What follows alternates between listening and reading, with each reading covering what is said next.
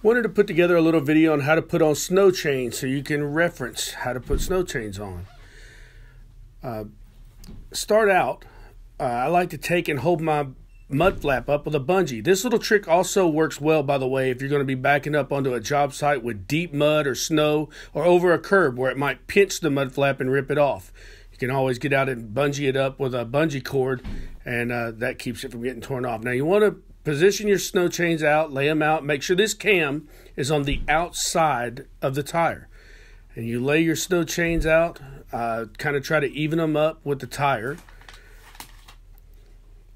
And then you just sort of get to the center of them. You're going to grab the rail, pick them up, and put them on top of the tire. Sort of center it up best you can.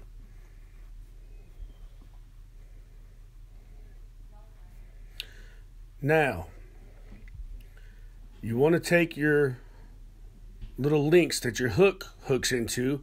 Everybody has bungees, so I showed doing this with a bungee cord. I stick a bungee in between the duals and pull those links through. I personally have a fifth wheel puller that I like to use. You can stick a fifth wheel puller through there and grab that link, or you can use a bungee. It's a little harder with a bungee. A fifth wheel puller is a solid piece of metal and it goes right through there and you can grab it.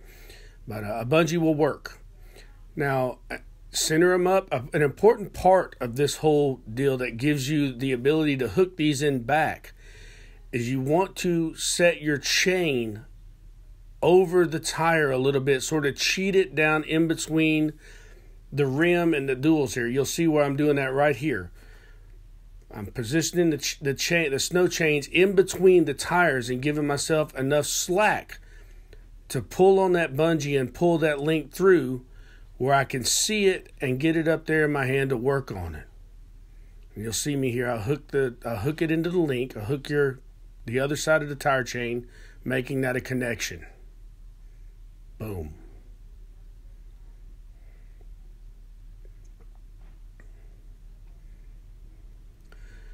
Next step is you want to pull the tire chain back out of the center and get them on top of the tire, evened up on both sidewalls, best you can. This is always more difficult in the snow and ice and the pull off where you're going to be, but it's not too bad of a job once you do it a time or two. Now you hook your front hook to your front chain links. You'll see I pull this around here and try to get it around in front of the tire and hook them together.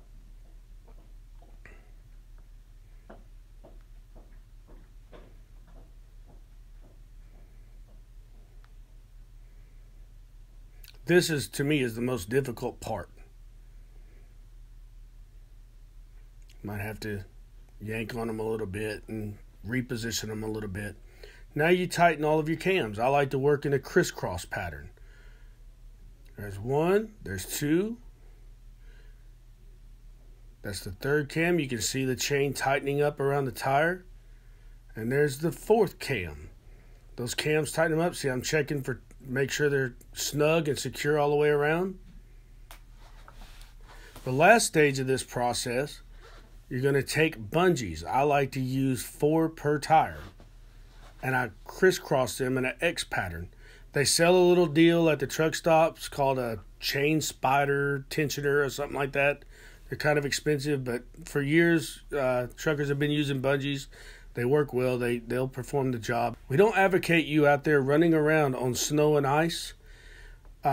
Snow chains are used in an emergency situation to get you to a safe place to park or get you somewhere where the road is dry or clear, or they're working the road. They got salts out, and they're cleaning it up a little bit. We don't want you running around out there on snow chains all day. But in a pinch, if you come up on a place where the chain law is in effect, you'll need to chain up.